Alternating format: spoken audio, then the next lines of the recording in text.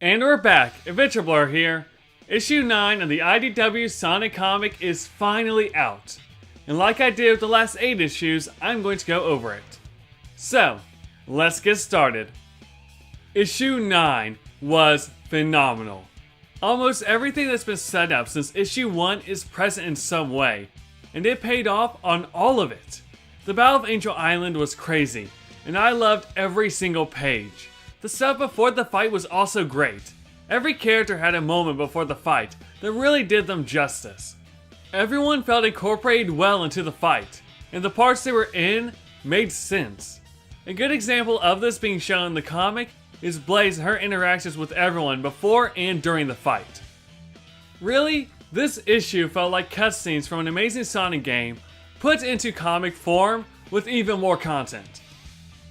I'm about to go over some spoilers. If you haven't read the issue yet and don't want it spoiled, then go to the time shown on the screen for my final verdict on the issue, which, if you somehow couldn't tell, is going to be really good. This issue is one of my favorite issues just from the character interactions alone. Stuff like Silver, Tangled, Chaotix playing cards, and Blaze and Amy having that short conversation really added to the moment. It was nice to not run straight into the battle and instead slow down and prepare for it. Even during the battle there were still monologues and conversations going on. That is definitely not to say that the fight was weak. Far from it. It was crazy. The action was intense, the interactions and thoughts that the characters had were great, and the artwork was perfect.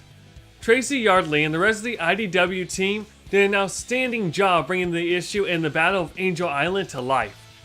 As a whole, the battle reminded me of the Battle of Scarif from Rogue One, which is one of the best compliments I can give it.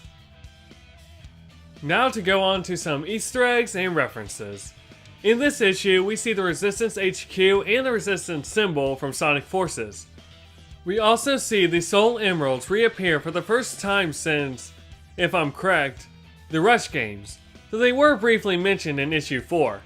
The Extreme Gear that was primarily used in the Sonic Riders games finally returned to the Sonic series as well. And in one page, the Chaotix can be seen in the Flight Leader stance from Sonic Heroes. That's about all I have for references in this issue.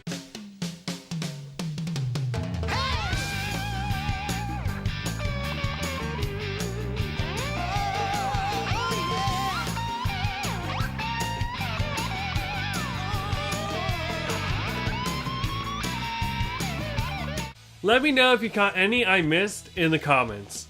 And now to talk about the end of the comic and what might come next.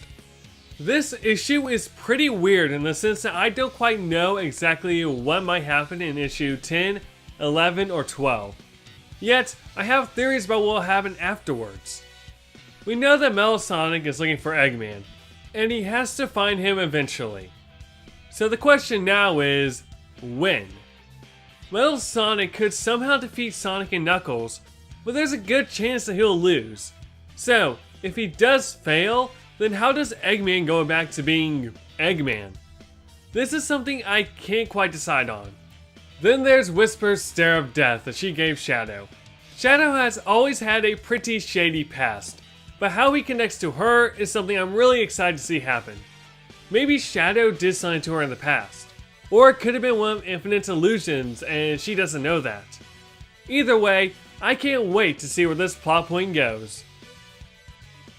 In the end, I give this issue a 9.9 out of 10.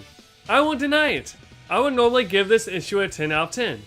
Thing is, I've been using 10 out of 10s way too much, though this issue totally deserves it. The writing and artwork is great, the interactions are better than ever, and the battle felt like a true fight. I'll have a link to the comic in the description if you want to pick it up. And, as always, this is AdventureBlur, and I will see you next time.